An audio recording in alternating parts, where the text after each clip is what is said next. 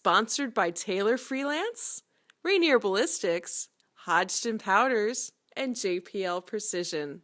Hi, welcome to Power Factor. I'm Larry, and this week I finally get to reveal to you my new Glock open gun that I've just put together. And as a bonus, we're going to do an unboxing and install a new trigger in that gun. So, as most of you know, all of this year, all of 2015, I've been working on planning and gathering the parts to build an open gun on the Glock platform.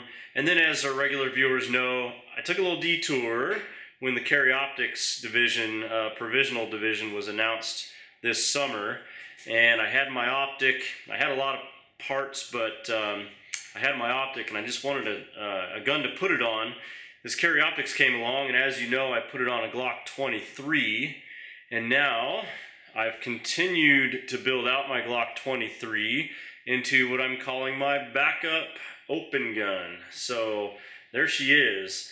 So this is simply just my Carry Optics Glock 23 with a few additions, of course. Got a magwell on here and a threaded barrel with a compensator. Now, the magwell and the comp are both Carver custom, Bobby Carver out of Jacksonville, Florida.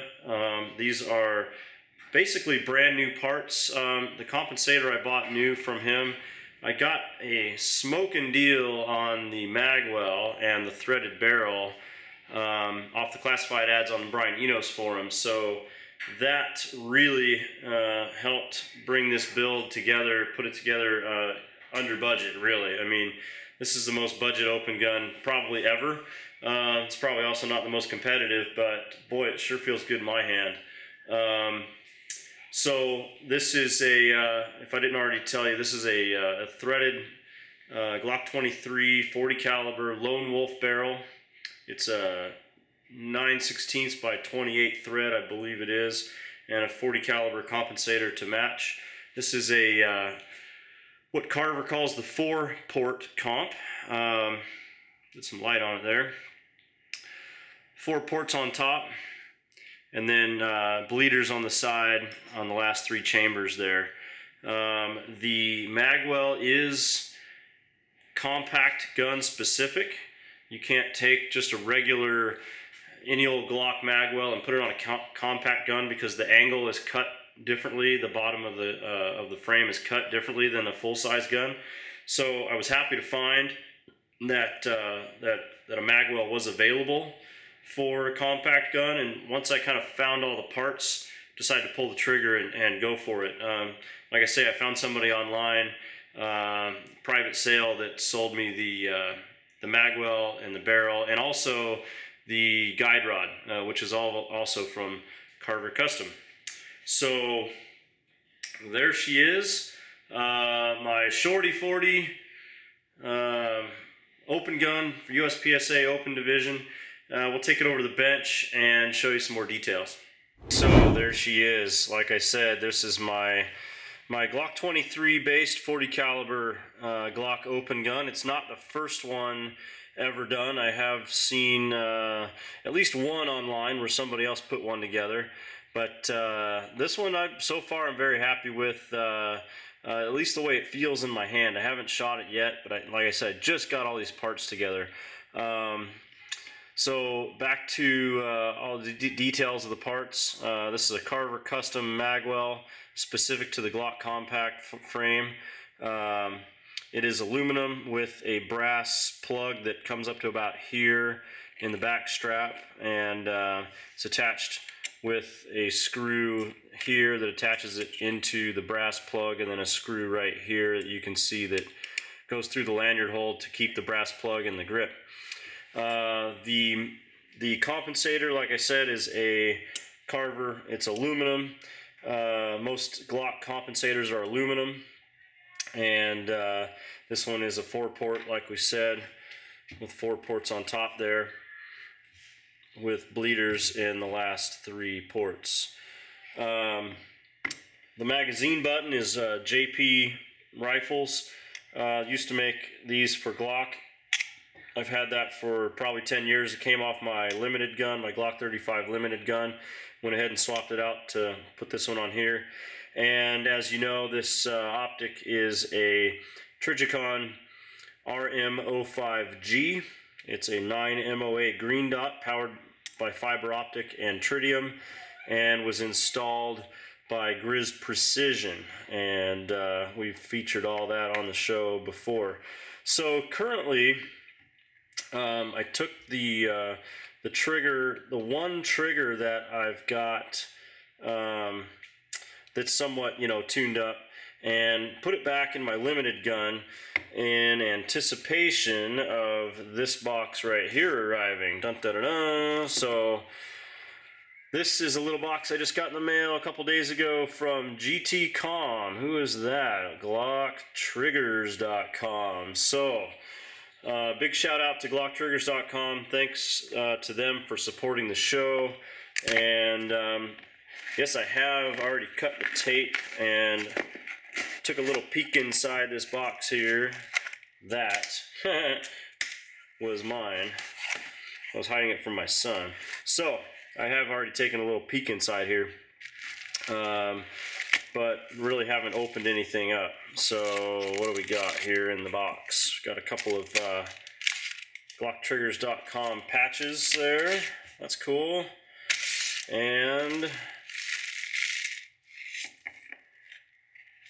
the Edge competition trigger system. This is their full race trigger that is legal only for open, limited 10, basically, not production, not carry optics, but trigger job in a can, if you will. Let's see which end here opens up. Oh, it's labeled as 40 caliber. That's good.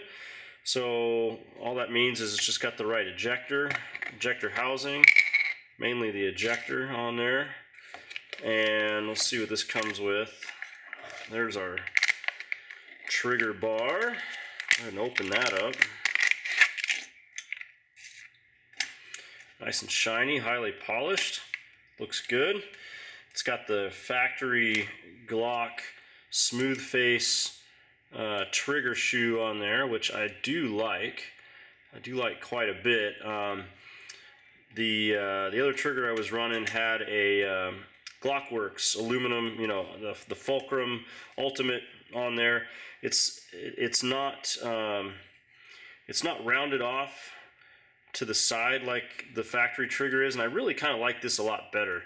That one came up and just went square across the face. Yeah, sure, it was curved like this, but it was square across the face, and it took a little bit more of a trigger reach to get out that little bit more, and I never did like it quite as well as the feel. So I'm happy to see, and I knew these guys are using the OEM trigger shoe.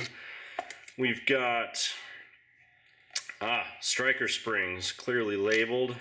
There's a 4-pound,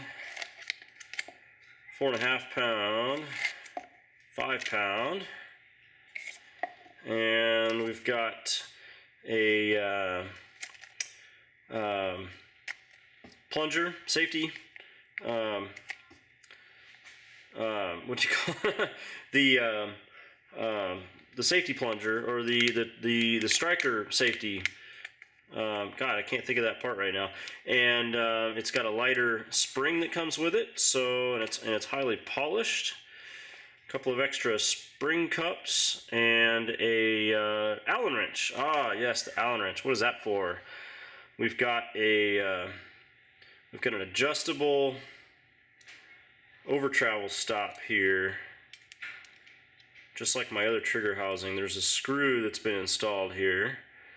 Oops, let me get that in the center. You can see that screw right there, limiting the over travel of the trigger. So cool.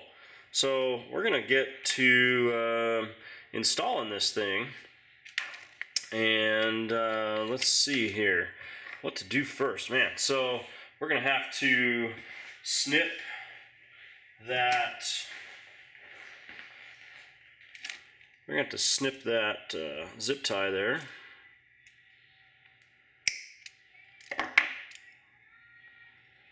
Okay.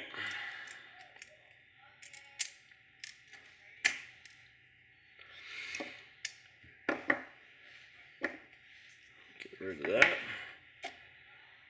We've got what appears to be some instructions. Yeah, we don't need that. Okay. Looking forward to this. So, first thing we gotta do, make sure the gun's clear. And let's strip that slide off of there.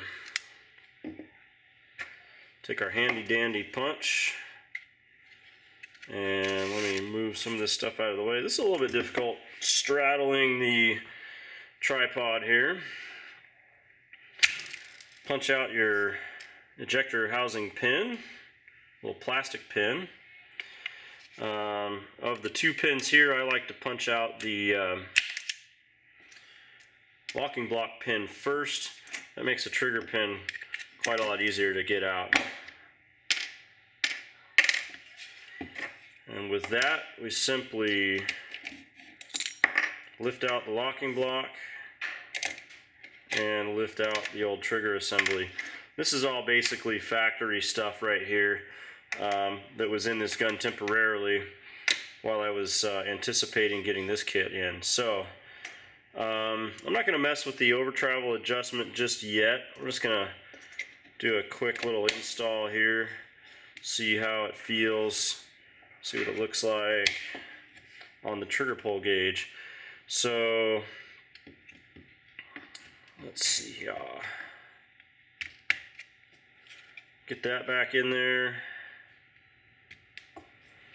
and get my locking block pin reinstalled.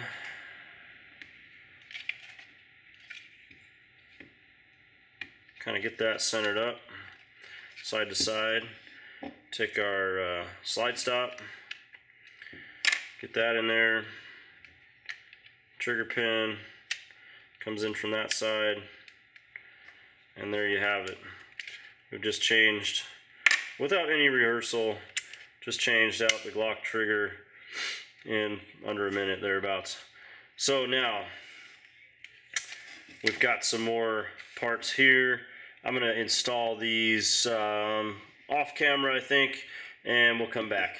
I've been messing around with the trigger system with the various striker spring weights, and I've currently got the 4-pound in there right now, the lightest one.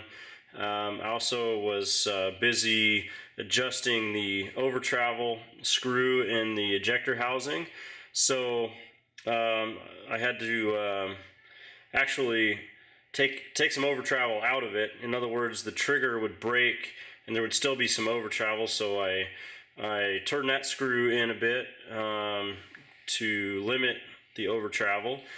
And like I said, I've already kind of been playing with the different springs and kind of seeing how they feel. Right now I've got the lightest one in there, which of course everybody thinks the lightest one feels the best, right?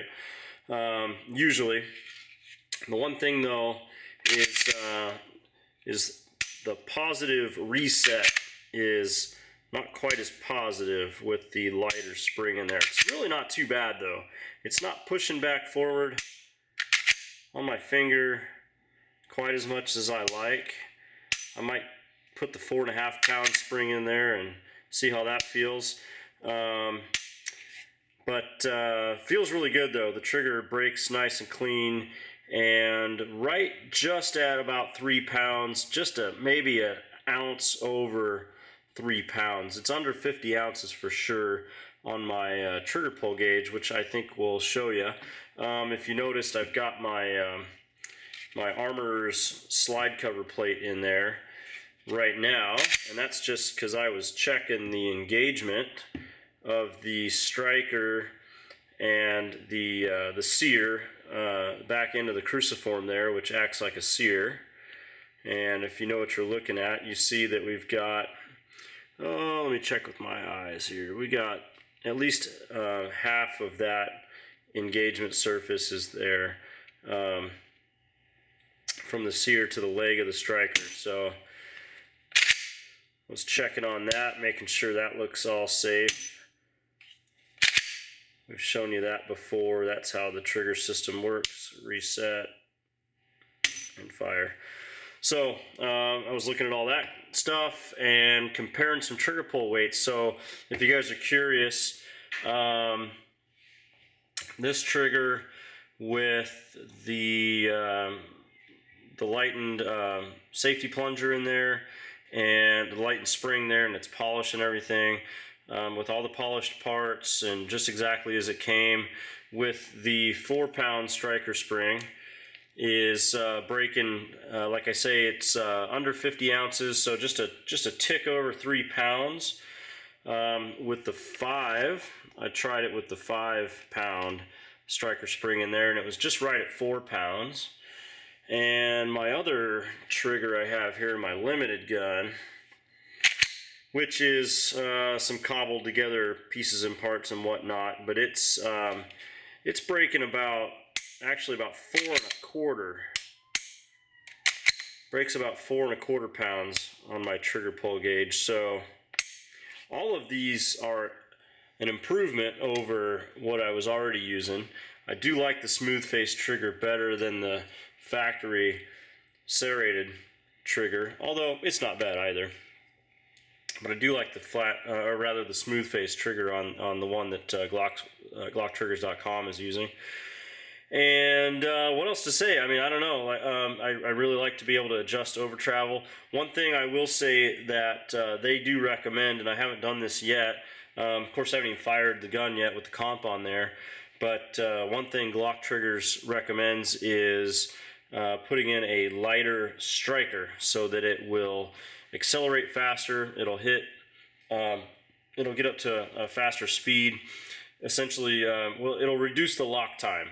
You know, so that means it's traveling faster, and from the time the sear releases the striker until the time that the striker actually hits the primer, that's reduced. That time, the lock time is reduced with a lighter striker. So they recommend that if you're using, especially this really light 4-pound striker spring, and as well they recommend Federal primers, which are known to be a little more sensitive, a little softer than most other primers on the market.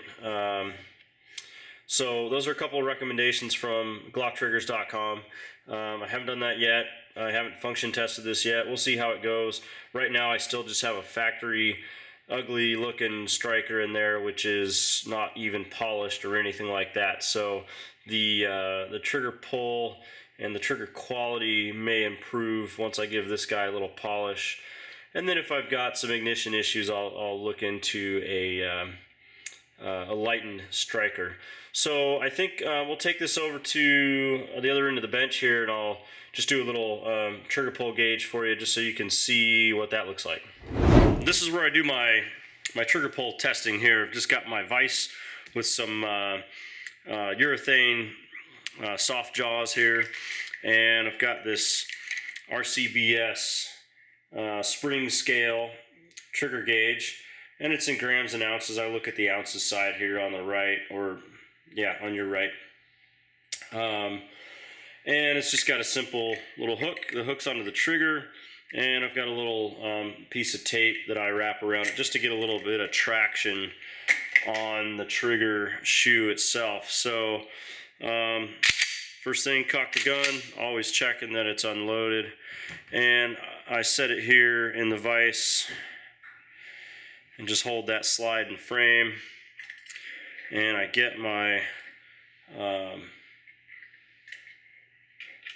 the trigger pull gauge here on the trigger shoe and depress the trigger safety, make sure it's in the right position there. And then don't know if you can see, let me just turn the camera here, and then I try and pull this basically level. I have to come downward just a hair to keep it from slipping upward on the trigger. And when I'm getting into the range, when I think it's going to break, then I really slow down here and start counting I'm looking at the 44, 45, 46, 47, 48, 49, 50, 1, 2, 3. Let's see, when's that thing gonna break? Wow. Let's try it again.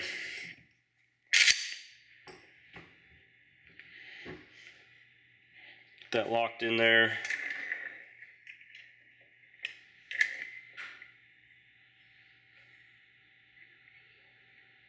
$48.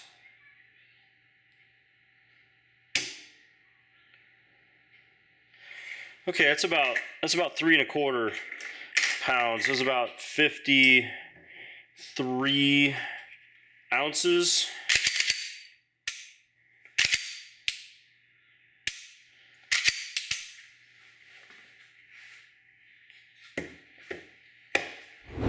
Alright guys, thanks for watching this week. I'm excited to finally be able to show you an open gun that I've been wanting to build for a long time. This one should be a lot of fun, and thanks to everybody really who helped me work on this. You know, back to Grizz Precision for mounting the optic. The parts made by Bobby Carver, Carver Custom, and of course GlockTriggers.com. Big thanks to them for supporting us on the show with the Edge trigger system. Still got that 4-pound striker spring in there right now, breaking at about, like we showed, it's about 3 1/3 really ounces, or sorry, pounds, 3 1/3 pounds, and but it feels good. And so now the next step is going to be